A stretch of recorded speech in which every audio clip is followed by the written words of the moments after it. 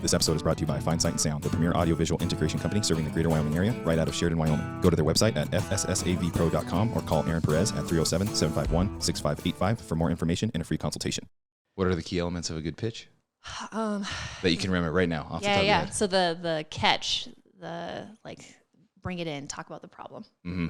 And so starting with that, and that it's something that people can immediately identify with, and then how do you fix that problem? Yeah. Awesome. Mm-hmm. Yep. What's the problem? What's the solution? Yeah. How do you fix it? How do you fix it better than anyone else? Yeah. Too. Very cool. Mm-hmm. Awesome.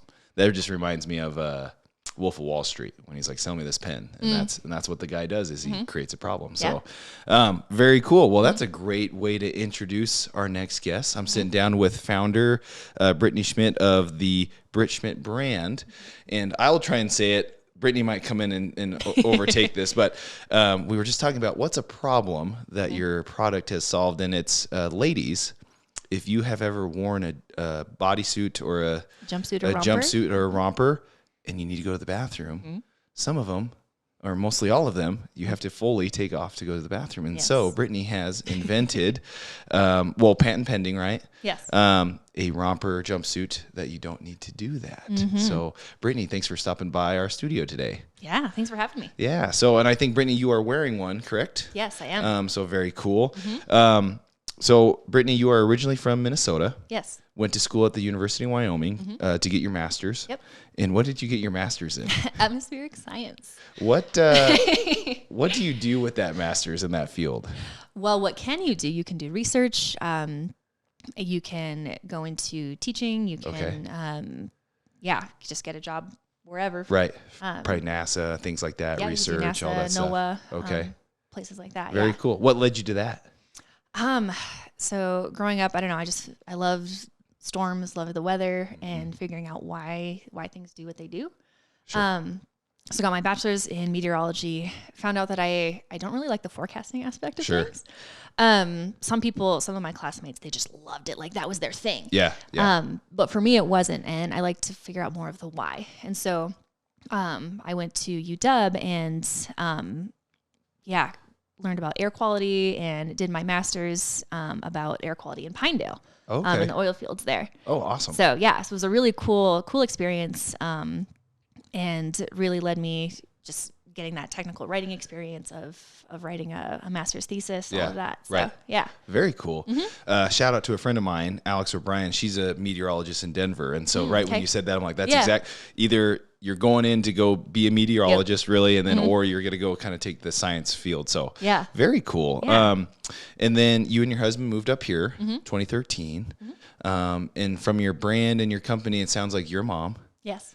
So very cool. But how did you stumble on this problem that you were like, no clothing brand has made a romper or bodysuit that a woman could use, a little more efficiently to go to the bathroom? Well, so I'm gonna go way back. Yes. Okay. Yeah, please. Yeah. So we're gonna go back to 2018. Okay. This whole journey started with me as a brand new mom, entering a beauty pageant on a whim. Okay. So kind of how that started is you entered the I did, pageant. yes. Okay, all right. So I had heard so many moms talking about how they kind of lost themselves in motherhood. And to the point where like when their kids started elementary school, they were like they had to learn what their own favorite ice cream was. Like they just had lost themselves so much, and I didn't want that to happen to me. I'm kind of calling it like the black hole of motherhood. Sure. But I was really intentional about doing things that brought me joy and brought me life and made me excited. And so like getting all dolled up for a pageant it sounded like fun. Yeah. So I did it. And as part of that pageant experience, you have to do an interview with the judges. Okay. And I did not do well at the interview. I just stumbled and was not eloquent. And just to make that point clear, I won Best in Evening Gown, I won Best Fitness, Mrs. Congeniality, Longest Married, like all those other awards that year, but I did not get the crown. And I think it was because of that interview. The interview, okay. Yes. And so that started me thinking like, okay, how can I practice this? Because I've always been terrified of just getting put on the spot. Right. And so answering questions on the fly has always been super hard for me. And so started looking, okay, how can I practice this? And read a bunch of different self-help books, and two of them, one by Robert Kiyosaki, and one by Donald Trump, The Art of the Deal, mentioned getting business experience and putting yourself out there by doing multi-level marketing companies, by starting with that. And the opportunity presented itself, and so I did. I jumped in. That was 3 years of, it was hard. And I did not, from a financial standpoint, honestly, it was a total failure.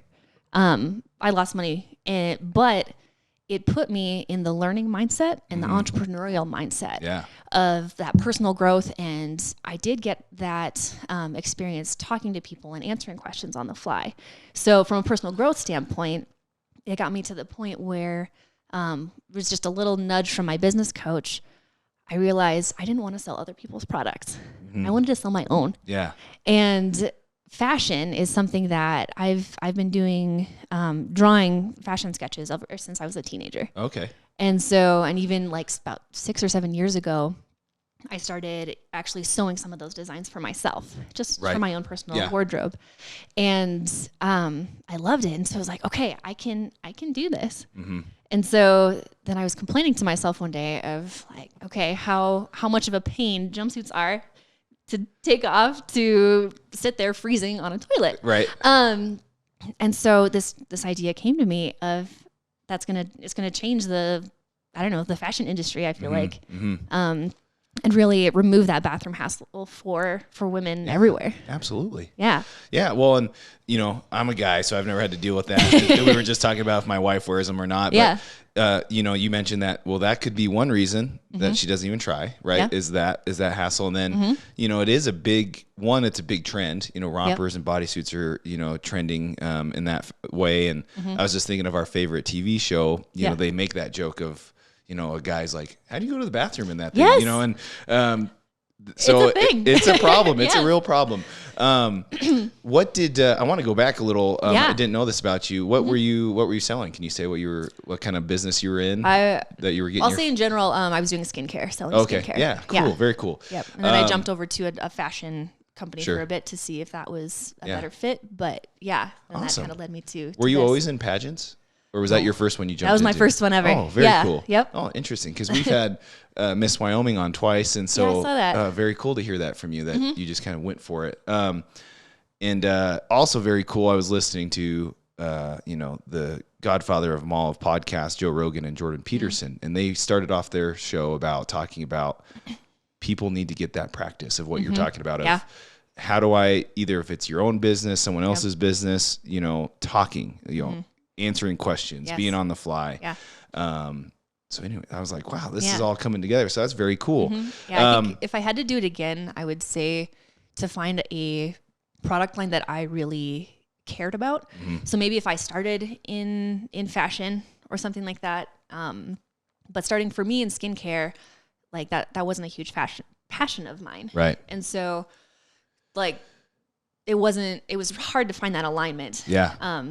In trying to sell things. Sell a product that you weren't really fully aligned. So if somebody was looking into doing an MLM or something like that, try to find something that you're passionate about or care about. Very cool. All right, so you have this idea. You've got your sketches. You've got some fashion sketches. What was that nudge to like, I can make this product. I can make this business. Well, so I sewed one up just for myself, for fun.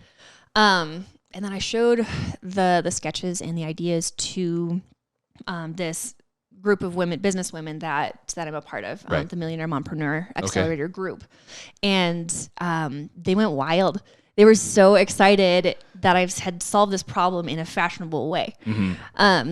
It's one thing to make one, but it's not fashionable, right? Because then it's like, well, no one's going to wear it. So. And so to hear to get their feedback was really cool, just to know that, yes, it is solving a problem. And yes, it's something that they resonate with. What was the next step then? So you got positive feedback. You're like, oh, okay. So then I made a demo and I sent it actually to my business coach because she is, so she's a former 300 mile per hour race car driver turned entrepreneur. She's a mom of 5 kids. Ooh. And also helps run her husband's PT clinic. Okay. Right. So she has like what I'm called like the jumpsuit lifestyle, right? Like she jumps in and she goes in the morning. And so I sent her this because I thought if anyone would be able to really give this design a run for its money, it would be her. Mm-hmm. And she loved it. It was so cool to get her feedback just from because of all these different roles that she has and being a busy mom who is also an entrepreneur, and that she was able to wear it and she felt so confident from sun up to sundown wearing this thing. She could switch out the shoes, switch out the little, cardigan or jacket or whatever. Right. And still feel, comfortable and confident all day long. Yeah. I want to go back to one thing you just said. Mm-hmm. So you were looking for criticism. You were looking for if there's someone that can, punch holes into that. Where did that come from? Was that just from all your reading and, where'd that come from? Because a lot of people wouldn't, they're either, they get all that positive feedback and they're like, oh, let's just go with it. But you're looking for, no, I want to make sure I have this fully right. Yeah. Well, because if I'm going to do this thing, I'm going to do it right. Yeah. And I'm going to go all in. And so I wanted to get feedback from somebody that's going to be honest with me. Yeah. And so not just, pad my ego, but really be, tell me if it's worth it. Yeah. If it's a really worthwhile product or not. Yeah. All right. So you've had positive feedback from a group. You go to your coach. Mm-hmm. She says, yeah, it works. Yeah. Then what? Well, then you got to find money. And that's always the hard part, isn't it? So that is, kind of, I guess, money and also seeing if this was a patentable idea. Because in my research, just looking around doing internet searches, I didn't see anything like this design. And so I wanted to went and chatted with a patent attorney to see, okay, is this something that could be patentable? Right? Because then you have that protection and then only you can make that thing. Mm-hmm. Or to say no one else can make that thing. Yes. Yeah.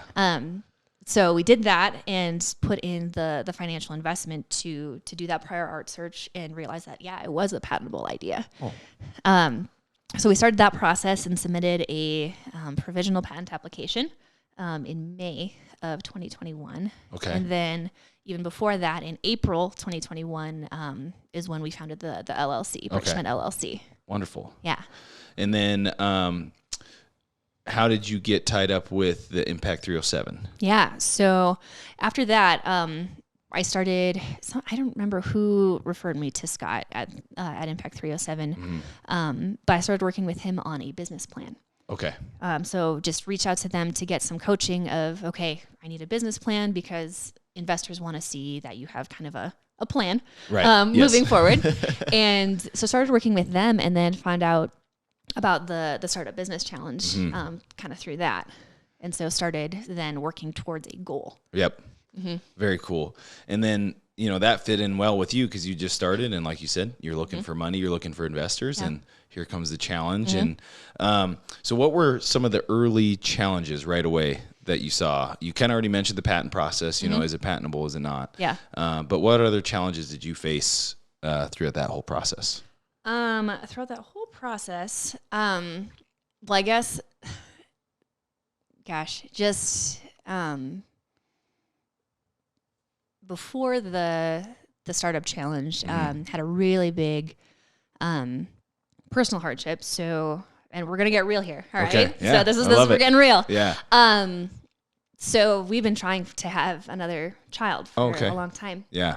And in August, September, found out that I was pregnant, which is really exciting. Yes. So, in the process of getting ready for the semifinals round and all of that. Yeah.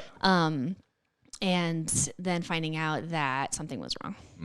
And ended up even just after the semifinals round, having a miscarriage. And so having to go through all of that while trying to do all this business stuff was really hard.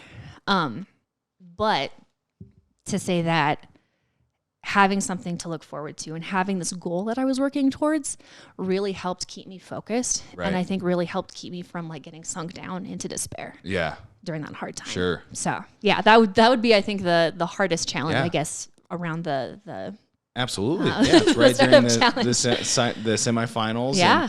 And, you know, we had a panel of women entrepreneurs and, you know, that actually was not brought up in regards to, you know, women in business and, you know, the challenges that women face, you know, because, you know, a man doesn't have to deal with that. And, at least not in the same way. Yeah, right? Exactly. Very cool. So, you're going through that during the semifinals, but, very cool to hear that, you know, stay focused on something, have a goal, you know, could help you, you know, keep pushing through. Yeah.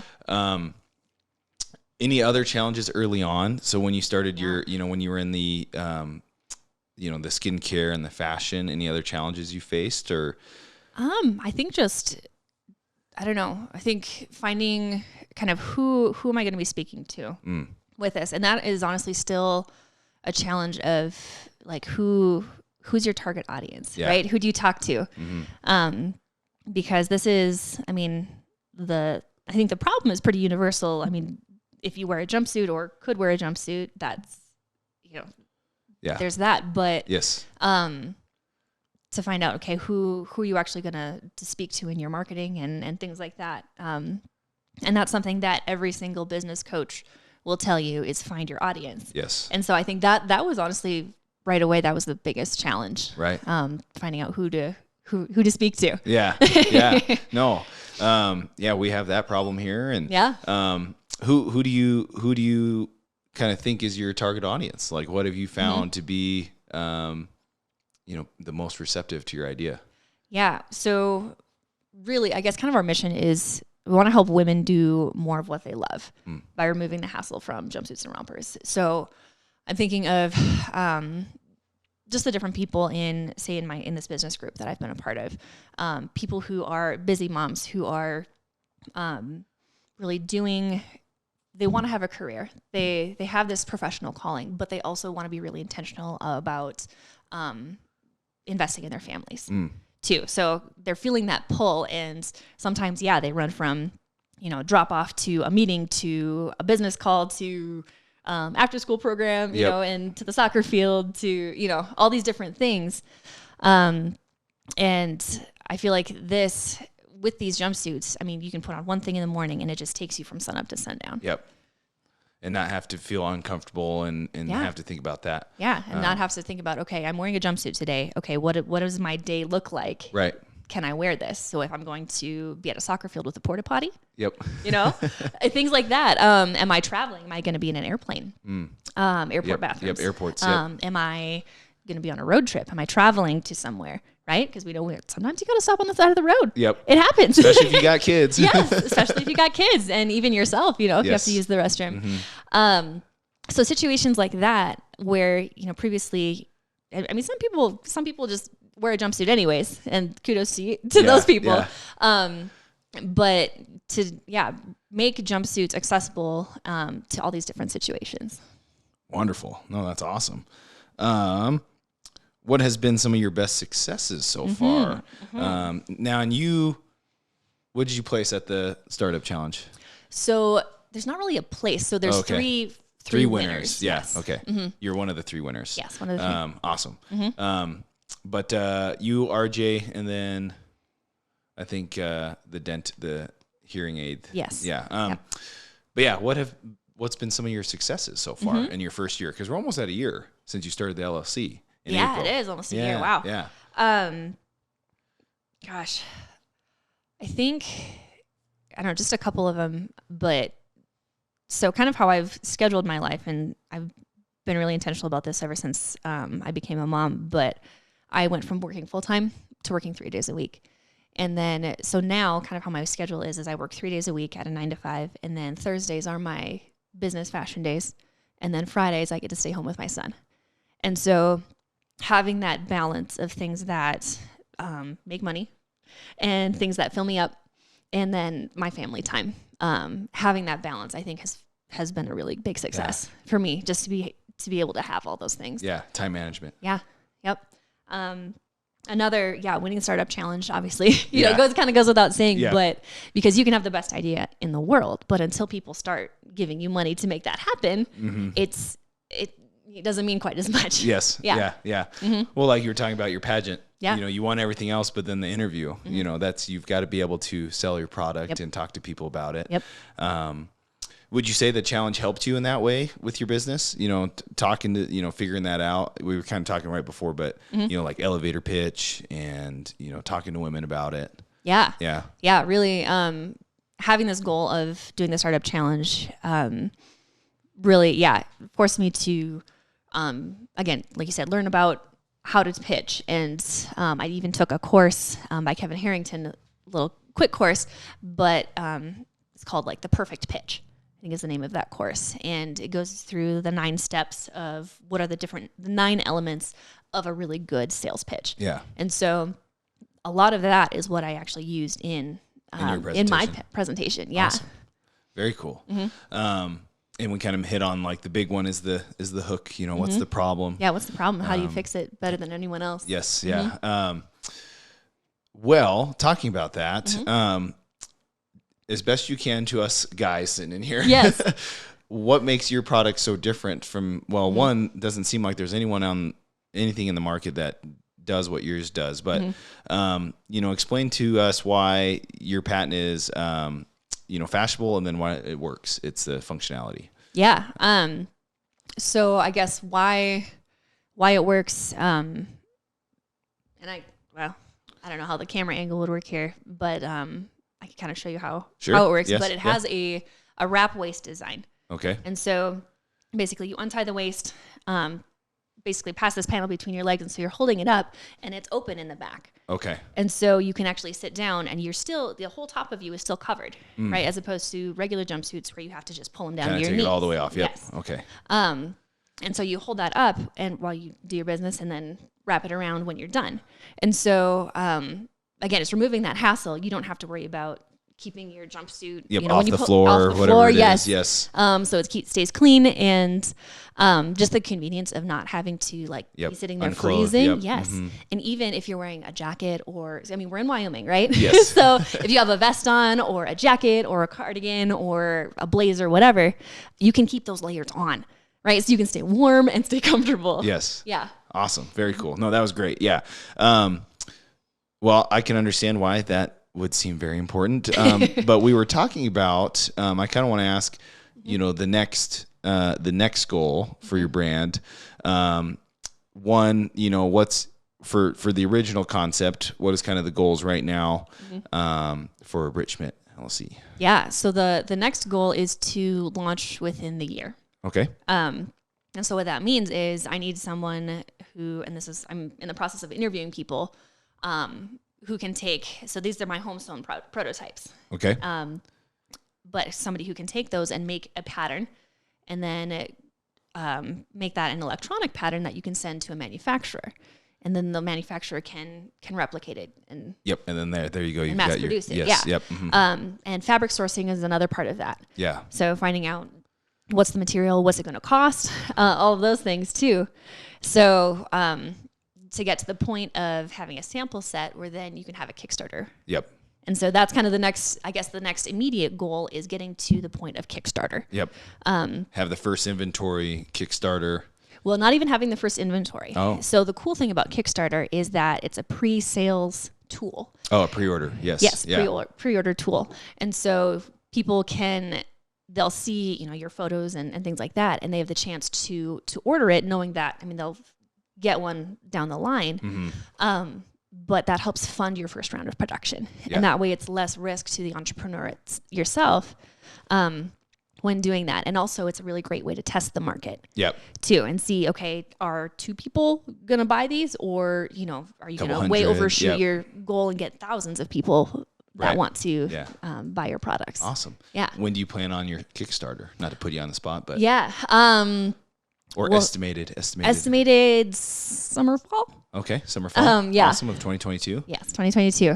So, I'm actually, chatting with some videographers and things. So we'll see. Help you with the marketing. Yes. And yes. You got to promote the Kickstarter. Yep. Fantastic. Yeah.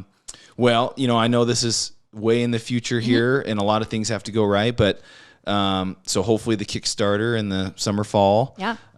But what's kind of your mission, vision in like the 5 years?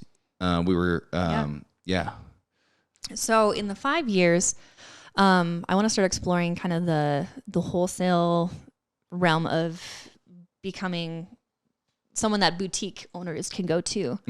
And have your product. Yep. Yes, and have my product in their stores. Also want to explore kind of, the cool thing about this design in particular is that it's not limited to just the fashion world. And so I have one prototype that I made for someone in a nursing home as an easy to put on and remove while you're sitting in a wheelchair. I also have a design that's also part of the patent that is for a more modest alternative to traditional hospital gowns.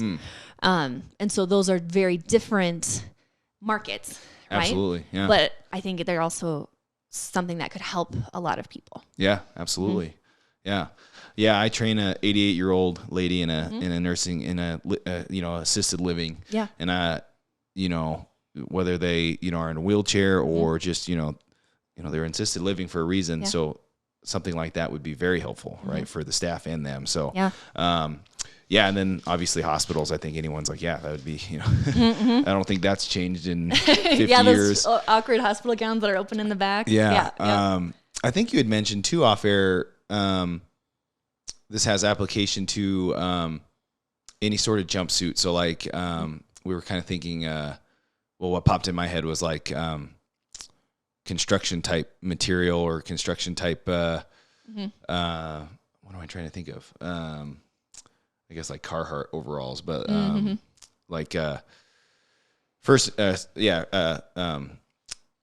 gosh dang it, first responders. That's what I'm thinking, like some safety hazard type jumpsuits. Is that something on the horizon? Not necessarily they might need it for for the restroom, but kind of the same idea. Easy access, take it on and off.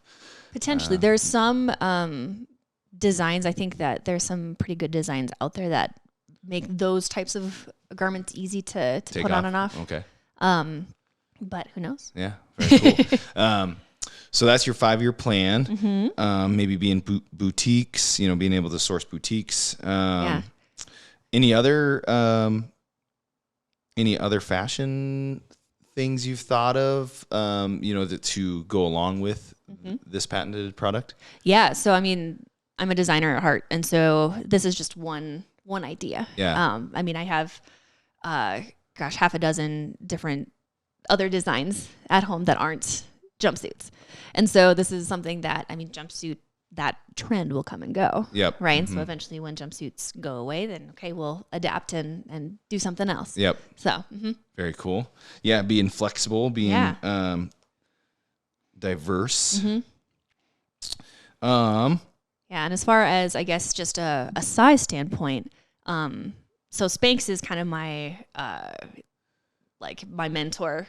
Yeah. And so they're seeing what their story is and what Sarah Blakely was able to take as one product and 20 years ago, and now they're $1 billion company. Yep. Right. Big name brand. Yes. Yeah. And that is a $1 billion company that's a global brand and makes a global impact. Yeah. And so seeing companies like that, and even a local example is the Go Fast Don't Die brand. Just seeing them in a few short years go from this little company to where I think they're doing pretty darn well for themselves. Yeah. And so even just learning about their story really inspires me. It's okay, I want to do that. Yeah. Right. That's the kind of reach that I want to have in 5-10 years. And so Very cool. Yeah. No, that's exciting. Yeah, they have definitely carved their niche in that motorcycle, motocross brand. They are worldwide. Yeah. But the cool thing about them, is that I just discovered their website and things like that this week, and you feel the community, you feel that vision that they have just immediately. Yeah. And so it's even I'm not a motorcycle person, but you feel it. Yeah. And so it gives me something to, I don't know, I guess kind of aspire to. Yeah, totally. And some confidence, coming from Wyoming, same thing with Spanx, she started out small and grew it all the way up. Mm-hmm. Oh, that's fantastic. That was kind of all my loaded questions. I don't know, you got notes over there. One question I just came up with is, so right now you're kind of getting ready for the Kickstarter. Are you accepting people to be investors? Have people reached out to you to get a custom product? Are you doing that on your own, or do people have to wait for the Kickstarter? So first question, yes, I am willing to talk to anyone who's willing to invest and just to have that conversation. Yes, definitely. And as far as custom orders, yes, they will be much more expensive if I'm making them myself, right? They'll be much more expensive than waiting for the Kickstarter. But so I'm actually currently right now sewing jumpsuits for the three founders of Girl Power Alliance is their name, but they're having a conference in April. And so I'm going to be a vendor at that conference. But I'm also sewing jumpsuits for the three founders. Yeah. And so making these really cool black jumpsuits, and I've even got a surprise for them. So on the inside of the pants kind of area is going to be a satin that's the color of their brand. Oh, very cool. So it's making it very custom to them. Yes. And so I'm really excited about that project coming up. Mm-hmm. And that'll be about perfect timing. It'll be April, be your vendor, maybe the Kickstarter's kicking off around that time. We'll see about the Kickstarter campaign, but I will try to have some pre-sales going on during that conference. It might not be through Kickstarter per se at that point, but yes, there will be some pre-sales happening. Do you enjoy making custom orders? Do you think that'd be, say you're in 5 years, you're doing boutiques, and growing, would you think there'd be part of your line where you'll still take custom orders? Maybe not yourself, but you've maybe got a team that can make some custom orders? Potentially. It's an idea. I mean, you think of, Gucci or I don't know, who's still, the founders of some of these really well-known fashion brands. I'm sure they still make stuff. Yes. They still make custom stuff, right? But if you're going to, it's worth it to have that specific founder make that for you. Right. And so, that could be just a fun, could be an option. Yeah. Yeah. It could be a fun option because it's fun to work with people and find out, what do you want? Yeah. And what do you see? And what can I help make for you? That's going to make you feel awesome about yourself. Yeah. Awesome. Very cool. Well, my last thing for you, Brittni, is you can provide all the information. People can find you, contact you, find your brand. And then that way they can be ready for the Kickstarter, or if they're a potential investor or just want to ask you more questions, they can reach out to you. So this is your soapbox right now.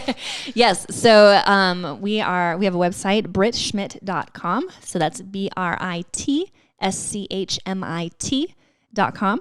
And if you go to that website, you can enter your email address to follow our journey, get updates on what's going on, the updates about the Kickstarter, even some of the lessons that I've learned along the way, and really, kind of get that behind the scenes look. And if you enter your email address and follow our journey, I'm going to put your name into a drawing for a free jumpsuit. So a free jumpsuit out of our first production run. Awesome. So kind of fun incentive. Great incentive. Yeah. If you're shopping for someone or if you need one, put your email in there and you might win a free one. Yes. We are also on Instagram. So if you go to BritSchmit LLC, so again, BritSchmit LLC is the Instagram handle. Brand Instagram handle. Awesome. Yeah. Very cool.